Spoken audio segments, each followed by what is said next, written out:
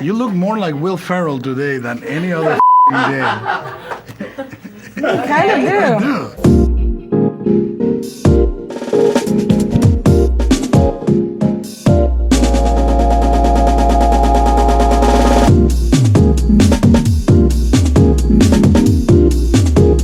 Welcome to Moviefone's Unscripted. I'm Ron Perlman. I'm here with Selma Blair and Guillermo del Toro to talk about our film, Hellboy II, The Golden Army. We're going to ask each other some of the questions that you've sent in, as well as some of our own. I'll start with the first question. This is a question for Guillermo from Joe in Charleston, South Carolina. He wants to know what it is about monsters and horror that fascinates you the most, and also what is your favorite monster? Well, what I love is that they show a little bit of what humanity really is. You know, you have monsters symbolize the flawed in all of us, and I love flaws. I think that my favorite monster has always been, is two of them, if I may. The Gilman from Creature from the Black Lagoon and the monster of Frankenstein, the Boris Karloff incarnation. Those are my two favorite monsters. Is it the way they were depicted or the way... I think that, you obviously with the creature, with the Gilman, it is the suit, the design, and what he does, the lovelorn, that image of him swimming underneath her with the white suit. It was such a beautiful, romantic image. And with the Karloff's Frankenstein, he gave him a childlike or a void innocence, which is a beautiful thing difficult to portray. But he was essentially an innocent entity that knew not the difference between good and evil, and that was incredibly endearing for me because I probably didn't learn the difference until late in my life. Oh, I'm sure it's going to be fascinating answer. Selma, what is your favorite film? Of all time?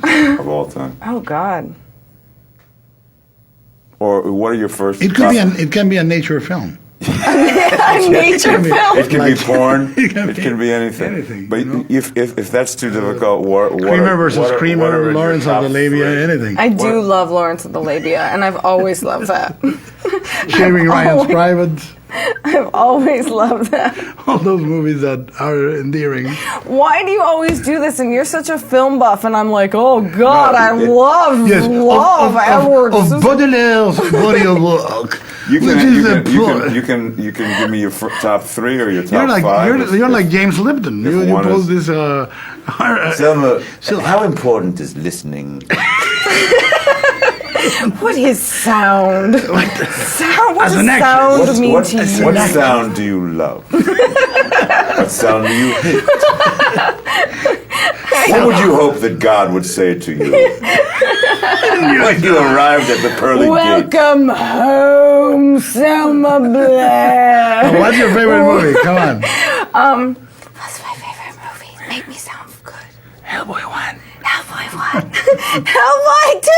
Yeah. Oh, wow. From Steven in Mulliken, Michigan. I'm from Michigan. Yeah. Is there any pressure? Let me finish. Where in Michigan? Is that the show me Detroit. state?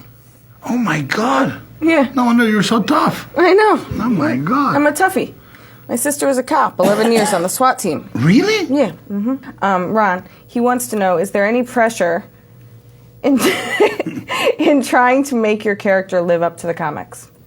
I wouldn't say it's pressure. It's a desire to get it right. You know, the visuals that Mignola is capable of rendering are theatrical and demanding of your attention in a very singular kind of way. You know, and you have a guy who can't love a comic book any more than Guillermo loved Hellboy. So you know that the making of the film is in as good a hands as it can be.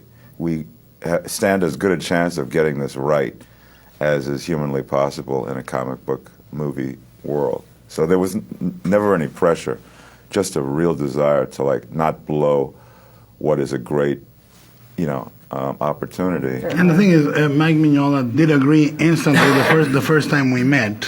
He agreed you were the guy to do Hellboy. So, we said we have one actor in mind. That's the only actor we want. And he said, well, would that maybe a conflict? And we said the same name. Yeah. Bruce Willis. And I then, know. And then, we And then you got Ron. And then we got But Ron. you couldn't get Bruce. Yeah, no. The fact is that... Or Will Ferrell, for that Will matter. Ferrell, for that matter. And then the third choice, Sam Tom Jackson. Waits. Sam Jackson was completely, Completely busy. No, but I he think... was reading the first draft of Hancock. And he passed. And obviously passed. What's your favorite sound? No, just kidding. I could answer that. Go ahead. No. What is your favorite No, sound? come on, don't do that. What's the name of the first monster you ever created when you were little?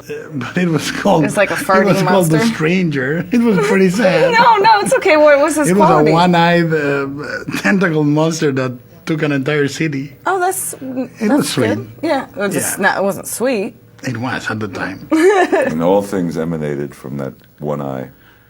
Yeah, we are like today. the one-eyed monster that chased somebody in Hungary. This is from Erin in Minocqua, Wisconsin. Don't laugh. How did the change in Liz's appearance affect your portrayal in HB2?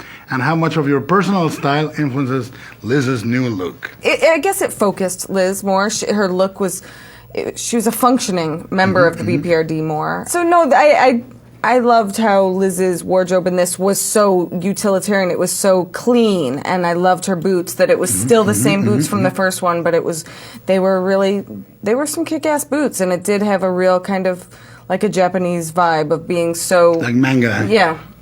And I designed your choker. Yes, you designed my choker. What was the design behind that? Where'd you get that from? I just wanted to have like a solid, a thing that felt like a solid piece of metal, but it was made of articulated parts, and I'm very proud of that design. Yeah, I know you were so proud of it. You did such a great job. I I loved want to it. buy it for my wife. but Ah, we you cannot should. I find bet it. We you cannot could've- find it. Oh, I didn't take it. I didn't take it. So she says. I did not. I didn't take one thing. I don't even have a BPRD belt, which I would like. Hint, hint. It was my birthday We'll last get it. week. We'll get it. I didn't We'll get a get it. BPRD belt, and it was my birthday. I didn't get any expensive jewels this year like I got every other year from you, Ron. Don't worry about it. I have something No. for He's you. reaching into Sorry. his pants. I have something Okay. for you. Oh my God. Oh, I get $1. I'll take it. Buy myself some. Some Don't jewelry. spend it Don't all give in it one back. place. Don't I'm not give it going to back. give it back. I take my money where I can get it. What excites you most about being selected by Peter Jackson to take on the Tolkien franchise and direct The Hobbit? The possibilities. I think that, the fact that the canvas of that thing can be beautiful and it's almost a privilege because all I have to do is to add a swanky, gorgeous penthouse to a building that is already so fantastic, So it's a joy, and I think that the fact that he selected me, that I was his choice, that means a lot to me because he's a guy I admire a lot, and I really believe that. If you take a universe that is in existence and you jive with it, if you play with it and actually something of you is going to be there. The wrong way of doing it is saying, how do I make it mine? Because then it eludes you for the entire process. Right. You have to just go in and be enthusiastic and happy about it and not think in those terms. Right. It's the best way. Right. That was the only piece of advice I gave to Alfonso when he went to do his own Harry Potter. I said, don't think about making it yours. It's just act like it's yours and have fun. And something will stick. Something will be Right. indelibly there from you. Thank you, Selma and Guillermo, and thank you to Moviefone. Thank you, Moviefone. Thank you.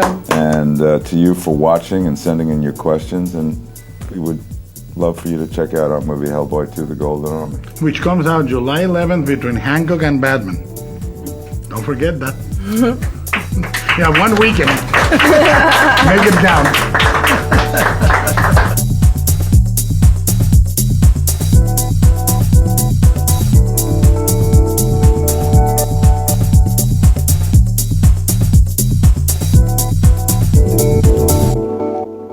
It's probably Minocqua.